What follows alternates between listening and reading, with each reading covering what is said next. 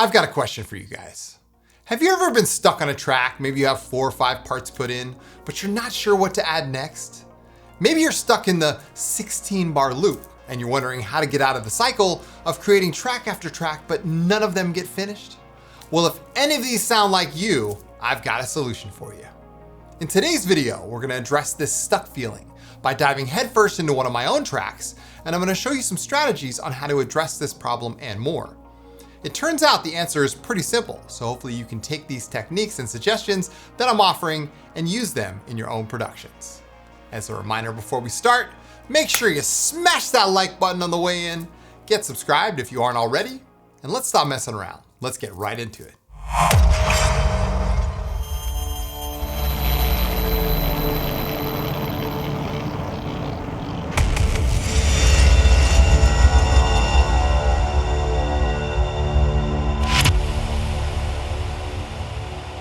All right, so here we are inside of Ableton Live 12. Now I have a track started here, and maybe you guys can relate. This track, I feel like it's going somewhere. However, I need to take it to the next level, right? So maybe this looks like something that you have yourself, like it's 32 bars, 64 bars, maybe it has 5 or 6 parts, and you're like, well, how do I take this to the next stage, right? Like I have some parts laid in, it sounds good, but I really don't know how to take it home rather, you know? So that's what we're gonna address today, and maybe we can figure this out together, all right? So let's go ahead and listen to some of the track, and then on the other side, we're gonna talk about how to evolve this track and add some more parts into it and hopefully take it to a better state. All right, let's check it out.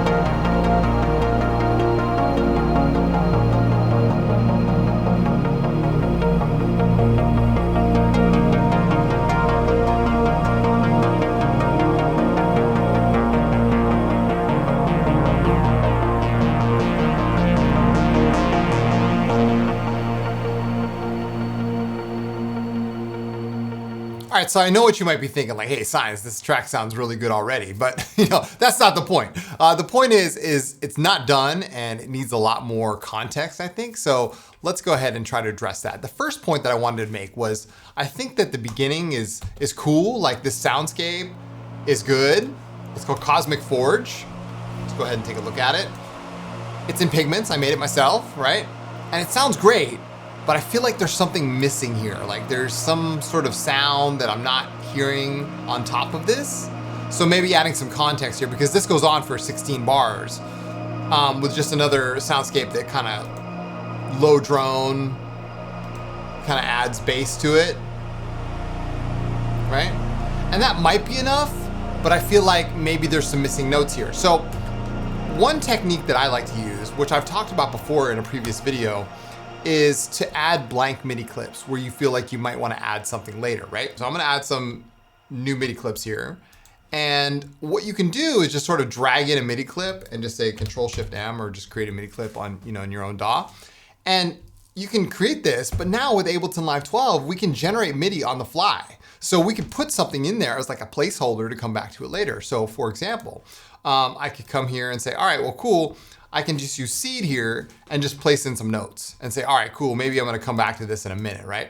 Or add some sounds right on top of that. So I was saying, okay, that's cool. Here's one note, and then that's gonna hit that one. And then this one can go kind of over here, and then this one can stretch out and tie to that. That's cool, right? So I could even add some sounds there and say, all right, maybe that's gonna be the thing, right?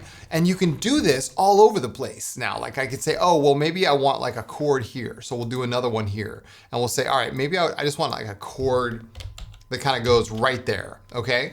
And with stacks, you can just grab stacks and say, all right, cool, that's good. Generate a chord, there it is, right? There's the chord. And that's gonna be the chord that leads into that. Now let's go ahead and put in some sounds here. So let's go ahead and grab a synth. Maybe we'll grab current for the chord, and we'll go ahead and put a little like, I don't know, some sort of like, we can just make something real quick, right? Let's go ahead and just kind of flip through these wavetables. I like some of the ones in here, form, ghost whisper. Yeah, that sounds pretty cool. Yeah, we'll go right there. And then we'll do like a nice long envelope. So let's drag this out and we'll drag this out. There we go. Very good. Okay, that's cool. And then, yeah, that looks good. And then we'll add a filter here, drag this down and add another sub oscillator, put that into the filter, and we'll move the filter with an LFO. So we'll grab this and go like that, very good. We'll adjust our LFO speed to like, I don't know, 4 bars, there we go. Cool, so now let's go ahead and listen to that, how that little chord sounds. We'll put it through the pad bus and there we go. Yes, exactly. So like when this is coming in, it's like a swell, and then that part happens, right? This is how quickly you could start making these ideas. Now, with this one, let's go ahead and use another instance of current here, and we'll add like a pluck kind of thing that kind of adds some more notes on top of that, because we've already created the notes, right? So let's go ahead and add a pluck. So what we'll do is we'll take like another wavetable here, and we'll add some FM to it. So let's add some FM. We'll say, all right, FM's gonna come from oscillator B. We'll turn on oscillator B, or we'll turn its level all the way down, and we'll put that as like one of these spectra wave tables. There we go.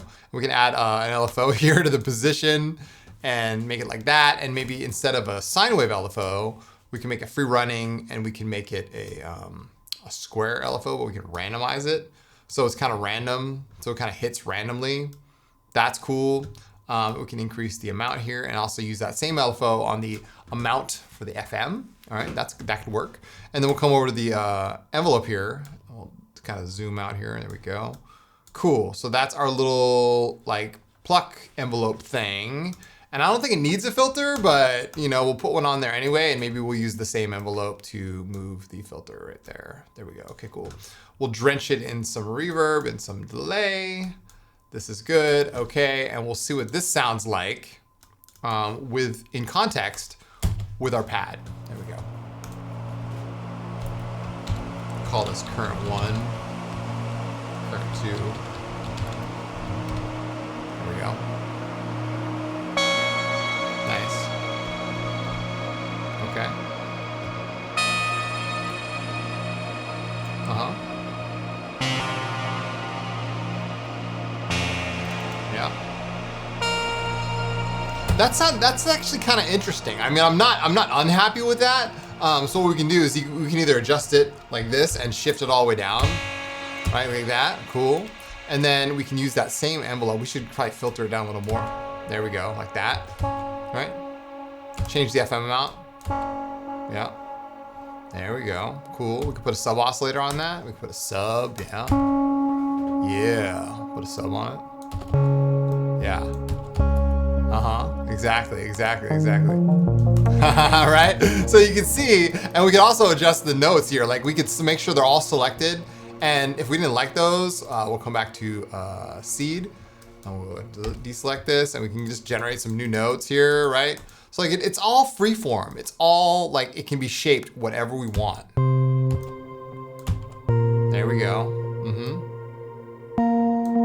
Perfect. So like you can keep making adjustments and figuring out how you want to work this, right? There you go. Yes. Awesome. So just creating like little sub MIDI clips and then generating some MIDI and throwing something in there can sometimes be all you need to kind of break that barrier and break those boundaries. Like you're like, oh, I can't add anything more. I can't, you know, do anything in this situation. Yes, you can. Listen. We just came up with that, right? So that's like instant inspiration right there. You know what I'm saying? Cool. I like that. Now, moving on here, this was created in VCV Rack, and I like it, and I think it's cool, but like I don't think it's the be-all, end-all here, and I think there's a huge gap here that needs to be filled. So what I thought we'd do is we'd fill it with something else. Like it's gonna have to happen where there's gonna be an event here that has to happen. And again, we can lay down another dummy MIDI clip and say, all right, let's use this. And we're gonna say, okay, let's make another chord here. We'll make another chord here. And we'll use stacks. And we'll just go like this, stacks. And we'll change the chord shape a little bit. There we go. So you can see how fast this is. It's just like instantly fast. Like, okay, great. We have a chord shape now, right? We can take an existing preset. So you don't have to like slow down. You can say, all right, let's go to pigments. Obviously we have lots of presets in pigments. I've made that pretty clear. So we can go like over this, we go sound banks. Look at all these Patreon micro packs. Let's find one here, Ambient pad, Space Station Omega 2, there we go. Put that one in there. Oh yeah. Oh yeah. Oh yeah. That's what I'm talking about, right there. Yep, and maybe we can pitch shift that up a whole octave. I just hit shift upwards. Yeah. Boom. Right. Exactly. Okay. Now, so you see where we're going with this. We're like making sure that we're tying up all the loose ends, and maybe that's what is the technique that's going to take you from saying, oh, well, I've got 1, 2, 3, 4 parts. What if you had, you know, 5, 6, 7, and those were all little mini parts that you kind of tied in and added more color and flavor, so to say, to your track, right? So let's go ahead and add another sequence here. So this will be the big event. So that'll be the lead in to the event. And then we'll take a sequencer here and we'll put Stepic in here. We could use Harmony Bloom. Just gonna throw that out there. We'll go ahead and adjust our sequence before we even get set up. So we'll say, all right, we're playing an A sharp, I think. Yeah, we're playing an A sharp. And we'll play a natural minor. We can go ahead and randomize this like this. There we go. And we will go ahead and randomize this. There we go. Yeah, that's it. Okay. Yeah, looks good. We can go ahead and dice some of these. So sometimes they play, sometimes they don't. That's cool. We can add some octaves here. There we go. Nice. And we can add some velocity changes. And we can also add a couple ratchets, so to say, the note division. All right, cool. So we've already set up a sequence, and now we can go ahead and either create one from scratch, or we can just, you know, let's go ahead and create one. Why not? Or we can use that preset that I had earlier. That was really good. Where was it? It was here and it was here. Here we go. This one. I like this one. All right, so let's see what this sounds like. We'll give it some synth bus and we'll see how this sounds. Open Stepic here. There we go.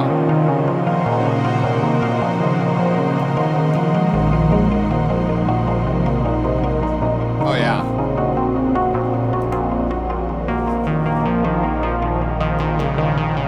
Yes. Hear that?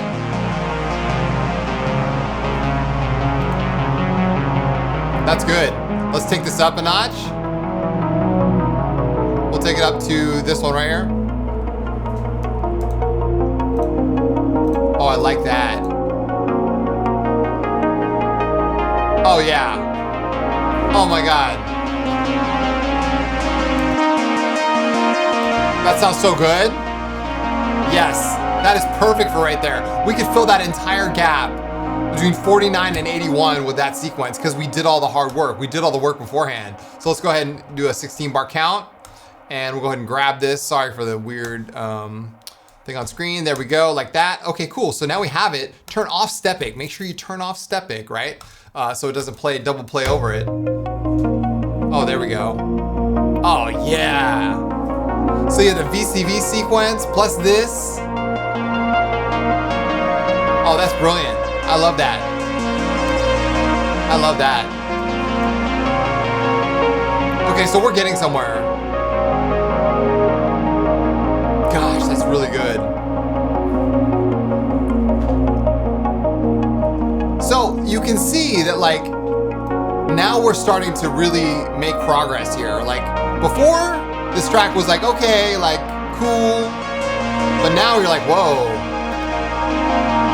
Like science, like dang, like that's, I can really feel where this is going now, you know?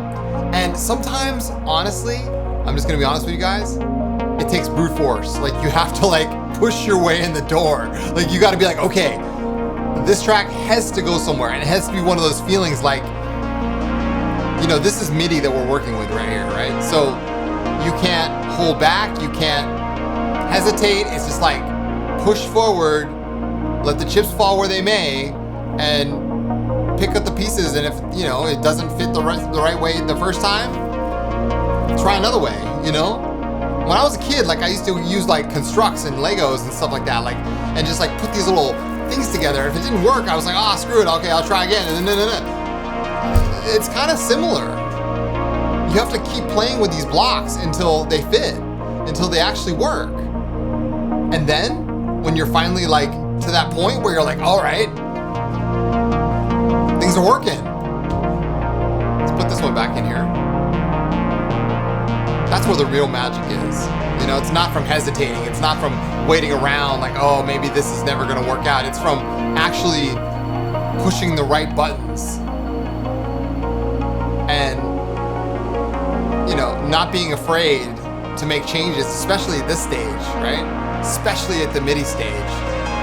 And if it don't go further than MIDI, that's fine, but my advice to you is just to keep working on it and keep building until you feel like, okay, I'm done building, and then you got to refine it. And the more you refine it, you refine your process, that becomes who you are. That's your artistry right there. So, all right, I'm gonna stick a pin in this one. I think this was a good like lesson in how to add context, push forward, and see how you can wrap your head around just getting beyond the 16 32 bar loop, right? And we'll continue talks like this. I think these are great conversations to have, and I encourage you guys to keep on keeping on, all right? I'll be back again soon with more ambient tutorials just like this one. In the meantime, take good care, you guys, and as always, keep your heads in the clouds and your feet planted firmly on the ground. My name is Chris from Science of Life. I'll see you all in the next video.